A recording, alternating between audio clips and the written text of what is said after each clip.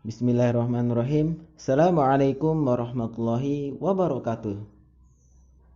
Oke teman-teman, di video kali ini kita dari kelompok 7 akan membahas tentang apa itu biolistrik dan juga nantinya kita akan menjelaskan tentang peran dari EKG ataupun elektrokardiogram dalam proses pemeriksaan kondisi jantung. Oke teman-teman, tanpa panjang lebar, yuk sama-sama kita nonton videonya.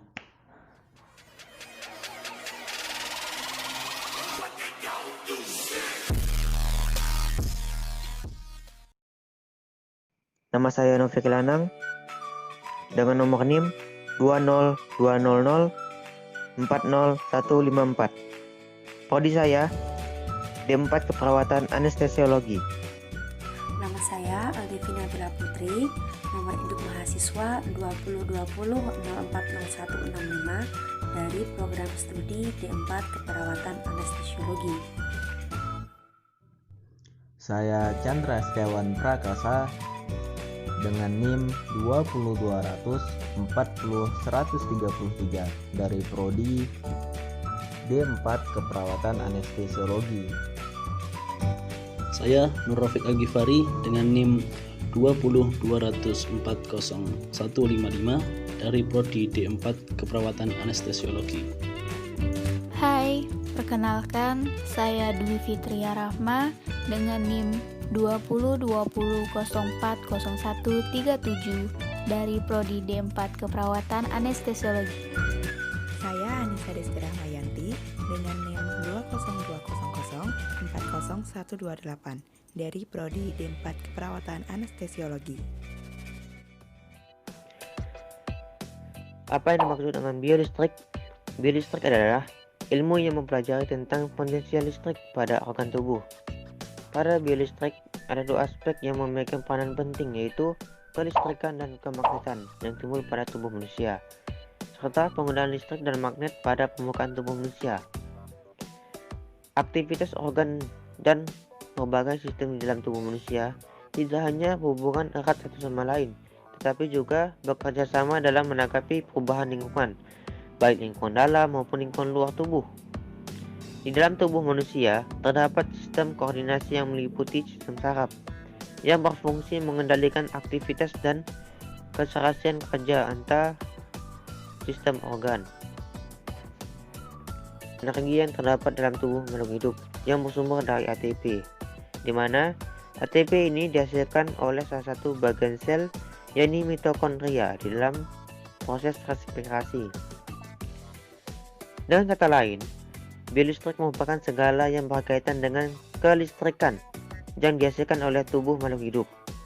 Kelistrikan yang dimaksud adalah segala sesuatu yang berkaitan dengan muatan-muatan, ion-ion yang terdapat dalam tubuh, dan medan listrik yang dihasilkan oleh ion-ion muatan-muatan tersebut, serta tegangan yang dihasilkan.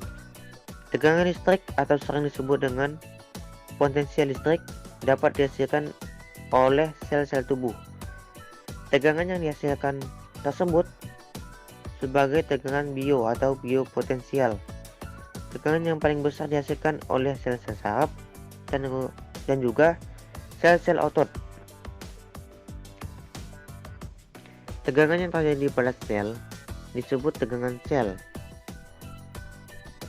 Tegangan sel ini terus-menerus terjaga kepadanya, dan untuk menjaganya sejumlah besar energi dibutuhkan. Jadi energi yang disuplai ke dalam tubuh sebanyak paling tidak 25% digunakan untuk menjaga kehadiran tegangan pada sel.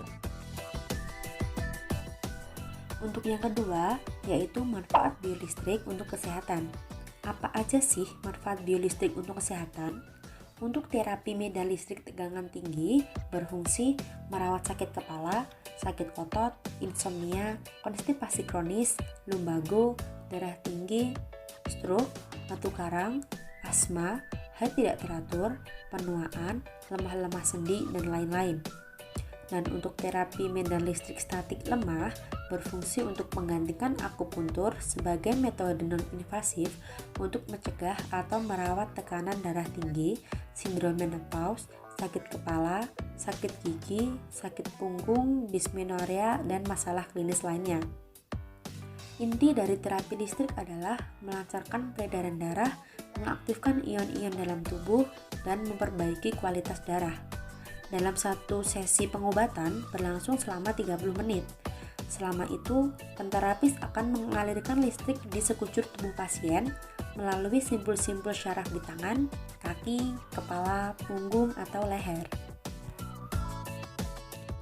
Baiklah teman-teman, sekarang kita akan membahas tentang apa itu elektrokardiogram dan juga apa-apa yang menjadi fungsinya. Elektrokardiogram atau yang lebih kita kenal dengan EKG ini adalah pemeriksaan sederhana untuk mengukur irama dan juga aktivitas listrik jantung teman-teman. Karena itu, prosedur ini juga sering disebut dengan rekam jantung. Tiap kali jantung berdetak, aliran listrik akan mengalir dan memicu kontraksi otot jantung. Kontraksi otot ini menyebabkan jantung mampu memompa darah ke seluruh tubuh. Pada pemeriksaan EKG teman-teman, aliran listrik jantung direkam oleh mesin dan hasilnya nanti akan diperiksa untuk melihat ada tidaknya gangguan atau kerusakan jantung. Nah, pemeriksaan rekam jantung ini teman-teman atau pemeriksaan EKG ini diperlukan untuk yang pertama, mendeteksi ada tidaknya jantung tidak normal yang dapat menyebabkan terbentuknya gumpalan darah di pembuluh darah. Kemudian yang kedua, mendeteksi ada tidaknya kelainan jantung seperti serangan jantung, aritmia, sumbatan arteri koroner, kerusakan otot jantung, pembesaran jantung, dan juga peradangan pada lapisan pelindung jantung atau perikarditis. Kemudian yang ketiga teman-teman, mendeteksi kondisi medis lain, misalnya gangguan keseimbangan elektrolit dan juga penyakit paru.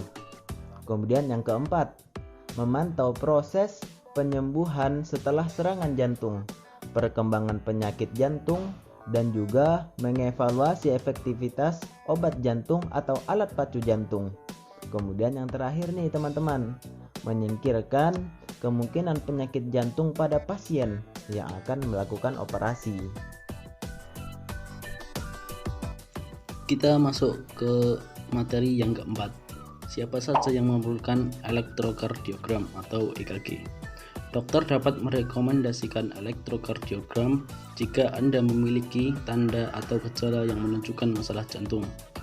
Contoh tanda dan gejala tersebut meliputi 1. Nyeri dada, 2. Jantung berdebar, berpacu, atau berdegup, atau perasaan bahwa jantung Anda berdetak tidak beraturan. 3. Masalah pernapasan. 4. Kelelahan dan kelemahan. 5. Suara jantung yang tidak biasa ketika dokter mendengarkan detak jantung Anda. Bagaimana prosedur pemeriksaan menggunakan elektrokardiogram atau EKG? Sebelum elektrokardiogram, secara umum tidak ada persiapan khusus untuk pemeriksaan EKG. Terkadang, EKG dilakukan pada keadaan gawat darurat untuk mendeteksi serangan jantung dan mengetahui kondisi kerja jantung yang mungkin menyertai penyakit lain. Namun, bila pasien direncanakan untuk melakukan pemeriksaan EKG, sebaiknya hindari pemakaian lotion, minyak, atau bedak pada tubuh, terutama dada. Bila terdapat bulu pada dada, sebaiknya juga dicukur. Hal tersebut terkadang dapat membuat elektrode sulit menempel pada tubuh. Informasikan kepada dokter mengenai obat-obatan, suplemen, dan herbal yang sedang dikonsumsi. Prosedur elektrokardiogram. Elektrokardiogram atau EKG umumnya berlangsung 5-8 menit. Tes ini biasanya dilakukan di rumah sakit atau klinik yang memiliki fasilitas pemeriksaan EKG, dan pengerjaannya biasa dilakukan oleh perawat. Sebelumnya berbaring di tempat tidur, pasien akan diminta untuk melepaskan pakaian atas serta melepas aksesoris atau benda yang terdapat dalam kantong pakaian yang mungkin mempengaruhi hasil pemeriksaan. Nah, setelah berbaring di tempat tidur, elektrode-elektrode akan ditempelkan di dada, lengan, dan tungkai pasien. Hindari berbicara dan menggerakkan anggota tubuh karena dapat mengacaukan hasil tes.